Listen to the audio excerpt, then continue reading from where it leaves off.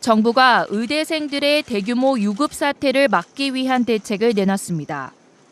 1학기 내내 수업이 제대로 진행되지 못한 상황을 고려해 교육과정과 평가 일정을 유연하게 조정하겠다는 겁니다.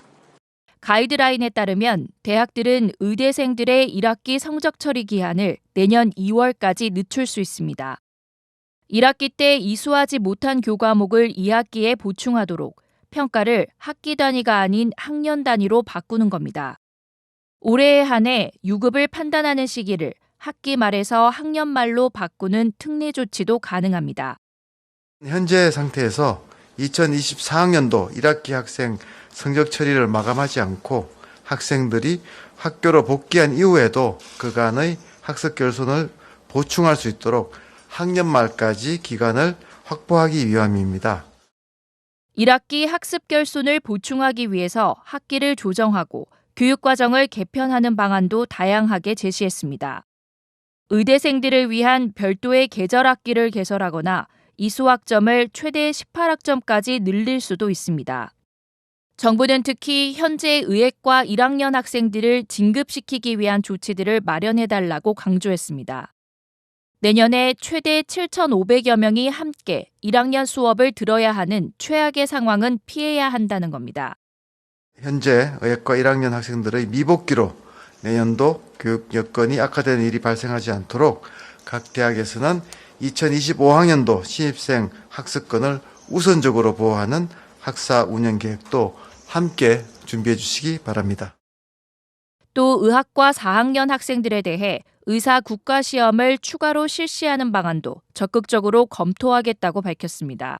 EBS 뉴스 이상미입니다. 들어야겠죠.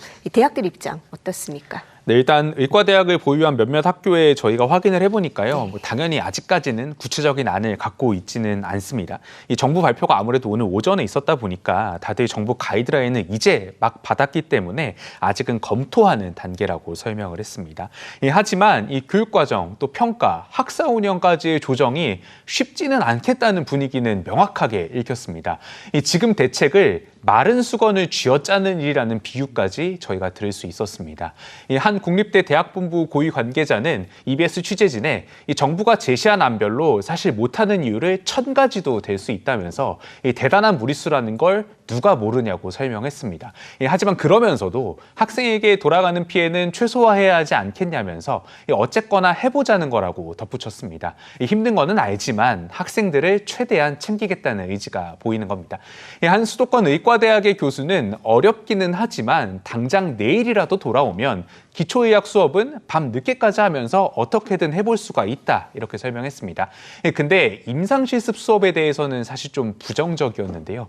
환자를 만들어낼 수도 없고 밤에 자는 환자를 깨워가면서까지 진료를 볼 수는 없는 만큼 임상실습은 지금 상당히 어려운 상황이라고 설명을 했습니다. 네, 어려운 상황에는 변함이 없는 것 같습니다. 근데 정부가 이렇게 대책을 내놓는다고 해도 지금 이 대책들은 하나같이 의대생들이 돌아온다는 것을 전제로 하고 있습니다.